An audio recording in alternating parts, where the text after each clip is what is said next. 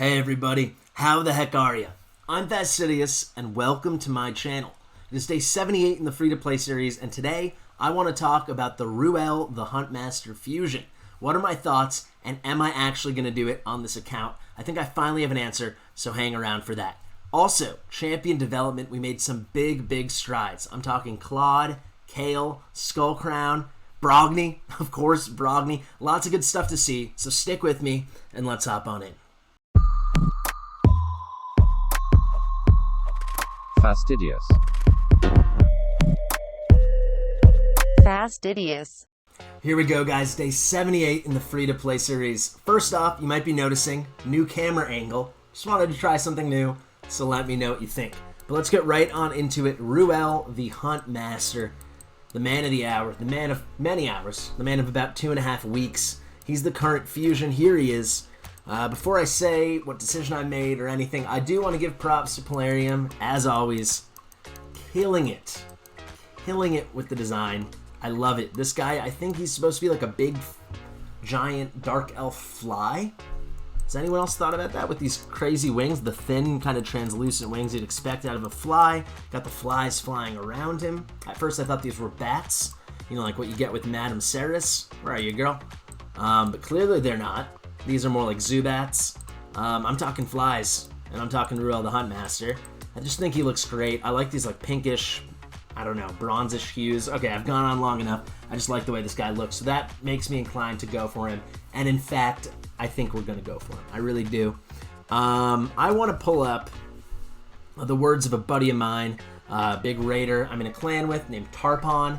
We pulled shards from in our first ever shard pulling video, so you guys can go all the way back and find that. Maybe if I can dig it up, I'll put a card up there. But he says, I'm not going to pass on an easy to get fusion after passing on Rhodos and Torment. Never know what they will be in the meta. Imagine being the guy that thought Rhodos wasn't that good. Granted, there weren't many guys at the time that thought he wasn't good, but there were. There were people that were like, this guy's trash, it's all about Sifi, she should have been the fusion. But I mean, Rhodos was nerfed and Relentless was nerfed a bit, you know, but he's still nuts. Anyone that has a Rhodos knows he's amazing. And of course, Rhodos, you can just tell by looking at the kit right off the bat, he's better than this guy. But the point is, he is a legendary champion. We have 3 legendary champions on this entire account. One is hiding in here. Here's our girl. Only 18 more hours, 17 hours and 56 more minutes till Elegace at level 44. Pretty cool, guys. I think this is pretty cool. Tomorrow will make 2 weeks. 2 weeks since we pulled her. And we'll have gone up 40, by then I guess 44 levels. Just about 44 levels. So I said 23 days. I think that's starting to look pretty good. Maybe I'll be a little high, but I think it's going to be in like the 20 to 24, 25 day range. Big range. We'll see where it actually falls. For anyone who doesn't know, I'm trying to see how long it takes to bring this girl to level 50 using just the sparring pit. That is absolutely it. But yeah, who are the other 2 legendary champions? Well, we have Yoshi, Fragment Fusion, and Underpriest, crazy hybrid fusion, right? It's hard to get legendary champions. I actually use that raid toolkit. I can show that in another video. It's a cool little feature. You can see all your different champions and all the different teams. It's kind of an easy way to visualize, you know, your champions and each one of their roles in the game. But also you can see how many shards you have pulled since your last whatever rarity pull you're talking about. So you can see how many ancient shards has it been, how many void shards, how many sacred shards since my last legendary, or how many ancient shards, void shards since my last epic, and then you can see how close you are to the pity, and it shows you actually once you hit the pity when your percentages start tracking up and how far away you are from the guaranteed champion in that rarity. So how far you are from a guaranteed epic, or for like sacreds, and then the rest of them as well, guaranteed legendary. When you look at that, guys, we are actually still like, I think 70 shards away from a guaranteed legendary from Ancients. Of course, we did pull one from a Sacred, which was our girl Elegaeus, but from Ancients, we've never gotten one, and so it just tells you we've pulled like only 140 Ancients on this account in 78 days, which is kind of crazy. So it's really hard to get legendary champions free to play, and the guy's not great. He really isn't. I've seen even videos, Scratch 47, AK-47, you know the guy, the really good guy. I love his videos. He showed him off, and he's good, but even with Thea, he showed him off, and wasn't the most impressive thing in the world, and that's what this guy fully booked in Scratch's ridiculous gear that we'll never have. He's still a legendary champion, though. He's got the great base stats. And who knows, maybe he'll get a buff, whatever.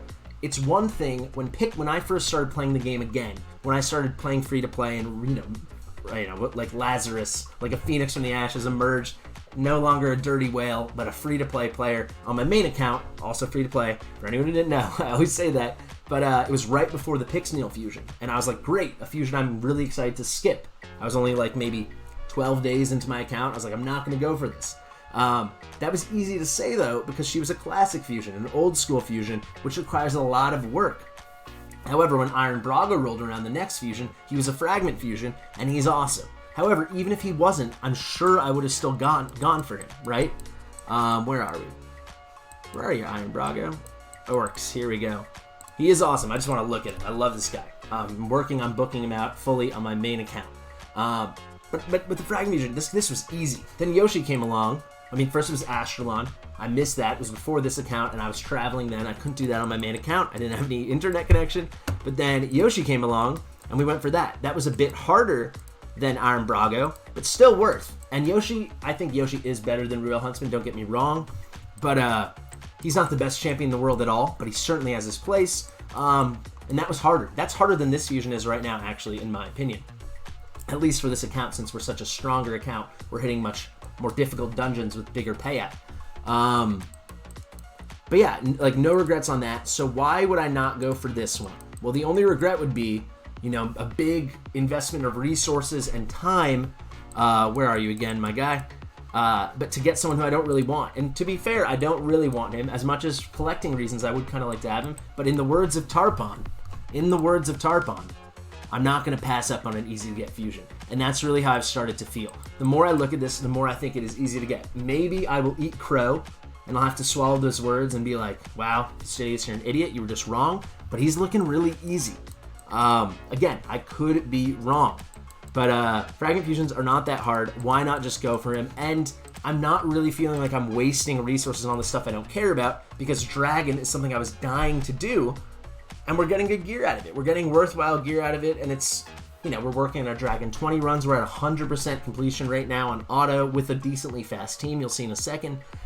It's kind of worth it. And then now we have this champ training coming around. I haven't done anything for it yet. Leveled just a couple. I leveled ranked up Husk, so we probably have some points. Yeah, we have not even 400 points yet.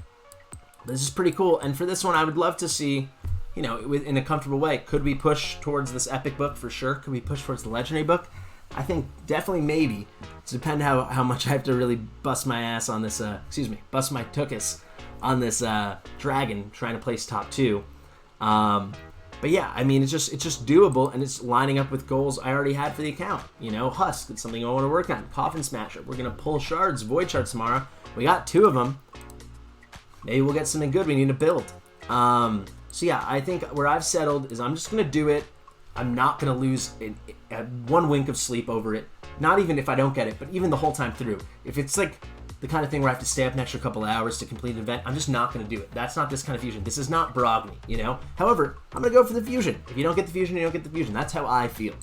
And I didn't think I'd be here, but I think my Brogni burnout has worn off, and yeah, that's where I stand. So let's talk about it. We are in second place. You see that number 2 there. Dragon Tournament. We've cleared all the rewards. I was waiting for you guys. Let's grab that epic book. Let's grab our 4-star chicken, and let's grab our first 5 Ruel fragments. But how are we doing? We're actually coming up on first place. I didn't know this. I haven't checked this in a very long time. So I am definitely going to keep pushing. Like I said, I think I want to go to 4,000 points. At least we'll get close to it. I would love to get first place because I would love the 6-star Relentless instead of the 5-star Epic Relentless. If this was legendary, then you'd really see me going nuts. This would be a much shorter video because I'd want to get my auto clicker back on. But still, really cool. And we're doing great on gems. I didn't use, again, another day, 0 energy refills. We just finished up our raid week 2, so I have 1 more left. And then once I finish these dailies, sorry, the day already changed over. Technically, it's day 79. You'll see we're going to get 2 more of these free refills. We used our monthly here, but we have our advanced quest from day. We've got a lot of energy coming up in a lot of ways. I think I have a little bit saved up here. No, I don't. I use all. Yeah, no, I have 1 refill saved up here. I knew I had something. And I just think we're in a comfy spot. The only thing you could be worried about is the champ chase and the summon rush, but if we get these 5 extra shards, that's a lot of breathing room. We're low on mystery shards, but when we go hard in the champ training, it should help. We got a Sacred Shard from our daily login reward today. Granted, I did tell you, day 79 did just start. Not just start, it started about 2.5 hours, 3 hours ago, if I'm being honest. And we got this energy with it. But yesterday, we got the day 78 Sacred Shard. So that's 500 points for the Summon Rush, which I'm happy to save. And then, yeah, we can use the Void Shards. We can use, I don't think I'll use my Ancient Shards. We'll use Mystery Shards if and when we need them, which I'm sure we will. But then if we look here, Fusion, we have 2 Rosin Epics that ready to fuse once I build them up. So Lich and Torture Helm. I think it'll be pretty cool. Do I have anything here? Yeah, we could fuse these guys for an extra 50 each if we want to fuse these guys. So that's 100 points. So what would we be looking at? If we got that, would be 100, and this is 500 for the 2 epics. That's 600 points already. I'm curious with the second tier reward. There are 15 total points that can be earned. I always click the wrong thing, guys. Let's go to news. Where's Ruel?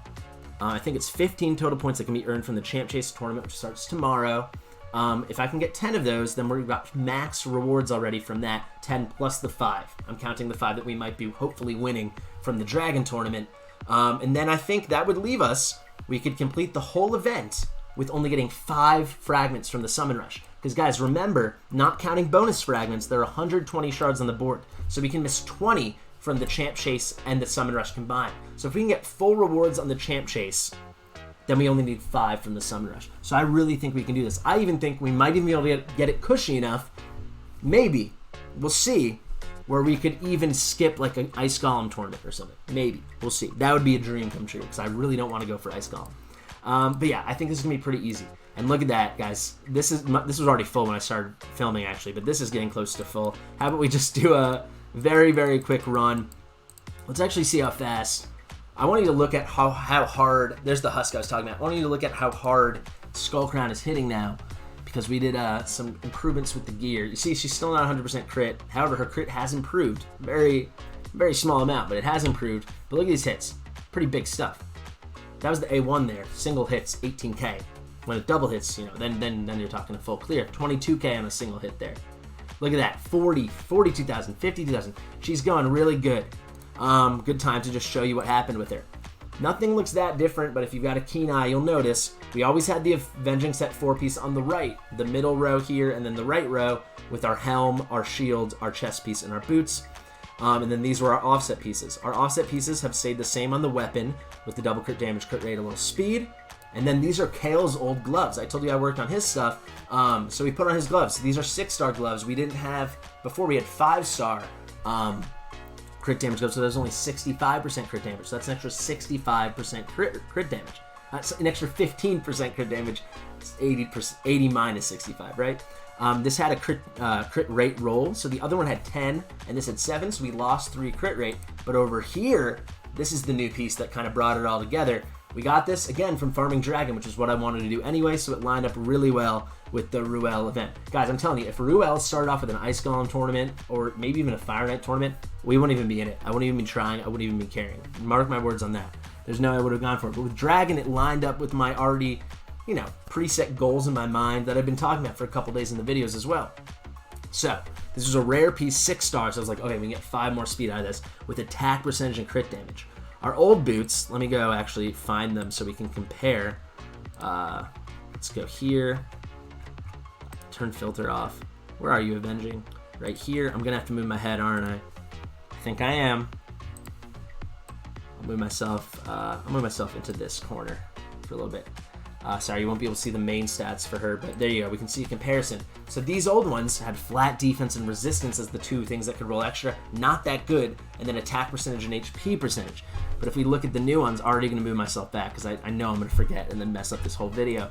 We got attack percentage and crit damage. I even said in my Discord, I shared this there in my Gear Show Off channel of my Discord server, and I was like, even just 1 crit damage roll, and this would be huge. We got 2, 18% more crit damage. It's so cool. Then, of course, we got the attack percentage, put a big glyph there. Flat HP on plus 12, which was a bummer, but then we got crit rate, 5%. We didn't have any crit rate before.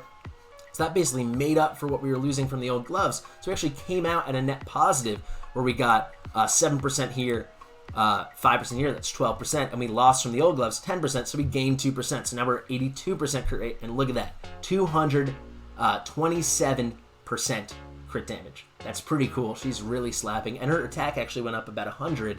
Now she's at just over 3,700 attack. She's looking very, very, very good in the arena, as I'm going to show you like right now. But quickly, let me just pull up Claude. I'll put a clip of this earlier that I recorded in game, but we got from, I'm trying to remember where it was from. I actually can't off the top of my head, but we did get an epic book. Oh, I know where it came from. We beat our second boss in the Sacred Order Faction Wars. So the second boss, you get an epic book. It was all thanks to Deacon, basically. Deacon and Cardinal with the full res. I think we might have even 3-starred it, which was really cool. But we cleared it, so shouts out to Deacon, and that came with an epic book.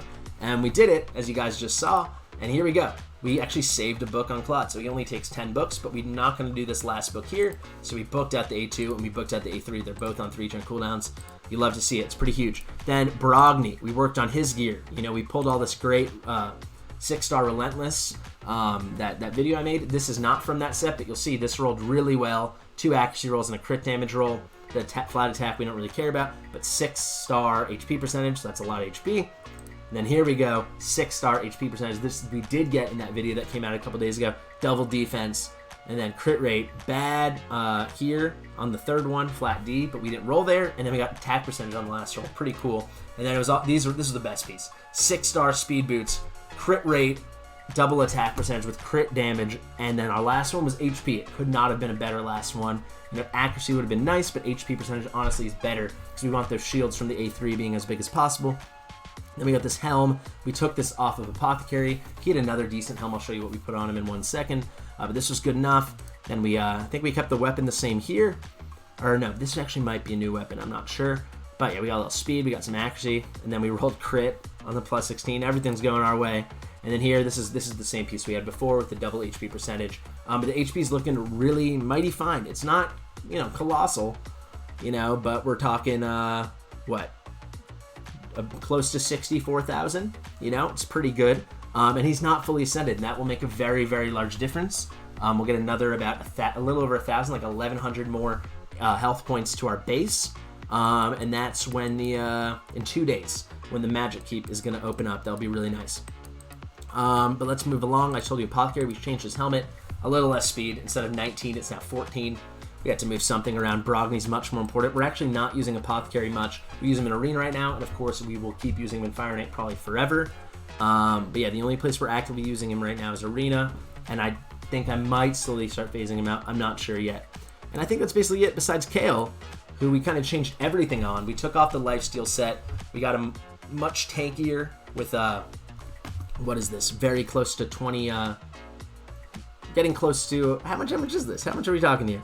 So what is this, 20, yeah, just over 2,300 defense. Health points are okay. Getting close to 29,000 health points. We can still level this up, which will help a bit for defense. And then the accuracy is much, much better. He was only at 90 accuracy before, now we're at 143. When he has the increased accuracy buff from Claude, then he's landing everything. So that's a big thing. And his speed went up too. He's at 177. And attack kind of stayed the same at 2,600. And I made an effort to keep a decent amount of crit rate, so 72%. You need 85% to land, to come out to 100 on his A2, which guarantees an extra 15% crit. And then we kept the crit damage decently high at, what is this, 173. So it's a much better build. He could be a lot better, but it works. He has one amazing piece here with the triple roll, the crit rate, the crit damage, and the attack. We swiped that off of Brogni, I think, when we put it the Relentless on Brogni. But yeah, that kind of brings you up to speed. Pretty cool stuff. Big improvements. All right, we got to get in the arena. We're wasting tokens regen there. You know, we're still in like mid to mid-low Silver 4. It's going to be hard to climb out of here, guys, if I'm being frank. When I do a refresh, I get pages like this. I've actually already fought this team today. It's kind of annoying how this happens, actually. I'll show you. I know I can find it. Look at this. King, not 1982 Park. I remember this team because of the Elder Skarg. It's a unique team. Drexthar with Elder Skarg. And yeah, they beat us, so I'm not going to fight them again. And then you just look at it, and it's really, maybe later in the week, people are getting more competitive. It's really been hard the past 24 hours to find a win. Here's your classic Cleave team, or not Cleave team, Blender team. You know, with Catacomb Counselor and the ally attack, and then the sisters, Sinesha and Skullcrown. We're not going to fight them. I don't know. We can maybe try this War Mother, Silda Drake's team, I guess. I mean, I want to do one battle, right? To get under the thing and to show you guys something. But yeah, it's rough out here.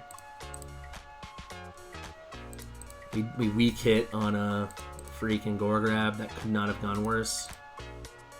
He's gonna reser. Honestly, not the worst thing in the world if he had to waste that res. They have double resurrectors. Keep in mind, guys. Cylinder Drakes too.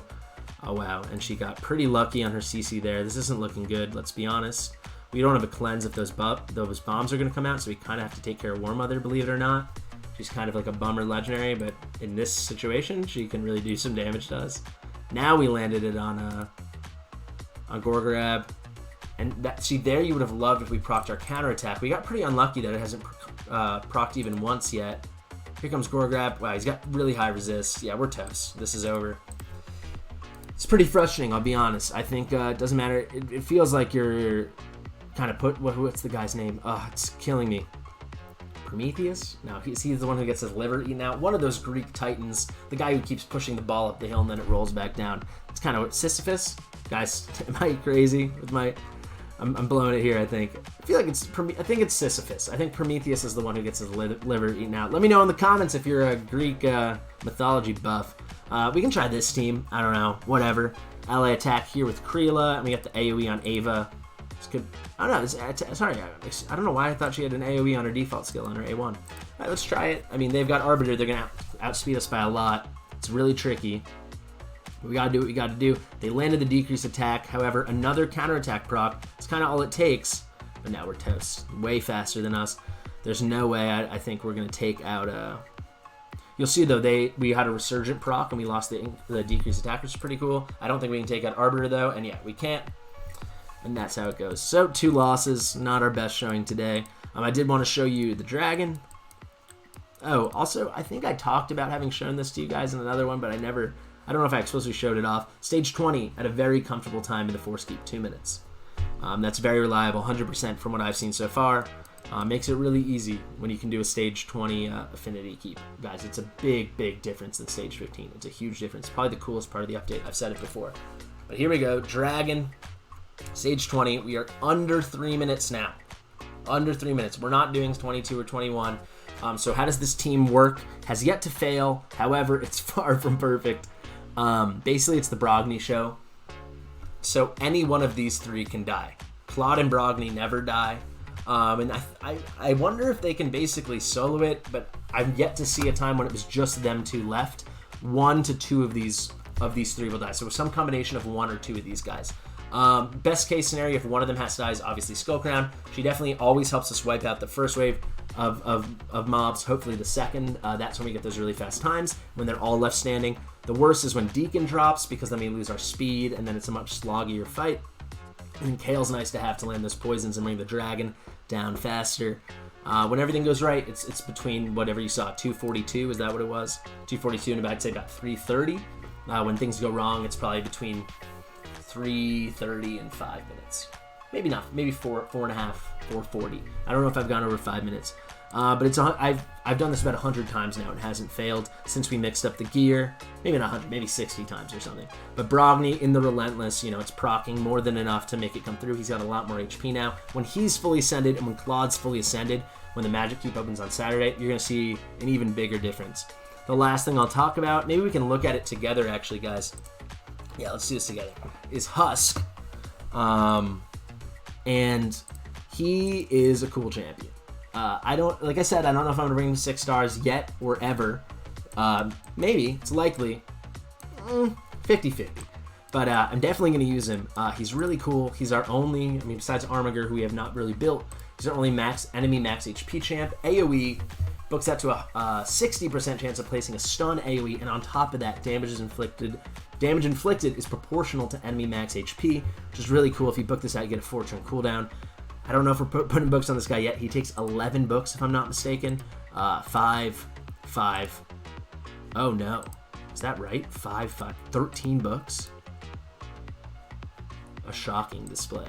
Jeez. But let's just go to this move here. This move smacks. Can hit without even crazy gear. Can hit for over 300,000 damage on bosses, and of course it does a nice job on the waves as well. He's HP based, so he's a tanky guy. You got to provoke on the A1, which is really clutch for Doom Tower. I've mentioned this before, but for Magma Dragon. And then enemy max HP champs are really good when you put them in Destroy set to help with the Scarab boss. And yeah, this one is just a normal hitter, and it increases according to his current HP. So basically, all that says is it's based off HP, which is, this is just, with old champs, sometimes it's just phrased so weird. I have not tried him out enough to know if this move is anything interesting at all, but these two moves definitely are. I think even unbooked, this guy's super usable. 5-turn cooldown, 4-turn cooldown, whatever about this move, but every 5 turns you get a big smack. It can kind of do enough of what we need. The provoke, I kind of don't mind that coming back around a lot anyway. The only issue is if you get books on this, it's a 40%, which is twice as likely as the 20% it is here. So yeah, it will be a decision, but I want to put him in Destroy gear. So I thought we could just look together. I probably even have gotten new Destroy gear lately. Look at this. Not the worst piece in the world with double HP stats. We're going to get rid of it. This one here, this is terrible. 2 flatties and an attack percentage. But basically, I think I want to build this guy in Destroy. Let's see what we are working with. Here's an HP percentage chest. Let's just roll this to... Oh, you can't see the stats. Let me before I make any more mistakes, like I always do. Let's bring this to 4 and see if it rolls crit rate. Then it's a good option. Otherwise, I'll just find some offset HP percentage probably. It did roll crit, so that's something to keep in mind. I'm not going to roll everything like crazy right now. Here's another good piece with speed and crit damage. Crit damage and speed again. HP, crit rate, crit damage. This might be the top choice right here. This will not be one of them. This will not be one of them. This is a decent choice only because of the speed roll, and we already did it, but I'm sure we can find better. This is better. This is better. We've got options, is what I'm saying. So top row is probably all going to be Destroy pieces. There's a speed. This isn't great. It's a good piece, but definitely not for him. Crit rate, crit, and speed, if that rolls well. You'll see tomorrow. I'll bring this up and I'll put him in new gear because I want to try him out tonight in the Scarab boss. Here we go. HP percentage and crit damage could be pretty good. I would love to get some crit rate gloves on him. I think that'd make a big difference, make him an easier build, and just hunt for that HP percentage and crit damage. And then this piece. This piece. So maybe we'll take this piece and then 3 on the top. We'll look for crit damage gloves. Maybe with the crit rate gloves, maybe a crit damage or HP or both. Sub and then some speed boots. A set if we can get it, but very comfortable to go offset. It'll be pretty cool. I think it'll be fun to check back in on this guy. Good place to wrap up, I think. So, good progress on the individual champs. Cross your fingers for me because it's still more than half a day left in this Dragon tournament. But I think we're looking decently pretty. We're, just under 400 points ahead of second place. It seems like Donaldo's been at this for like the whole day. He was in first actually for a minute, believe it or not. So I'm wondering if he tapped out. But it's going to be a battle. Ab 2024 has been at the top the whole time until Dead Spawn and I kind of went crazy. Yeah, cross your fingers for me. Good champ progress, good dragon progress. Arena, eek. But thanks so much for watching. I'm Fastidious. It's free to play, free to click, so like and subscribe if you are so inclined. All that being said, I'll see you in the next one.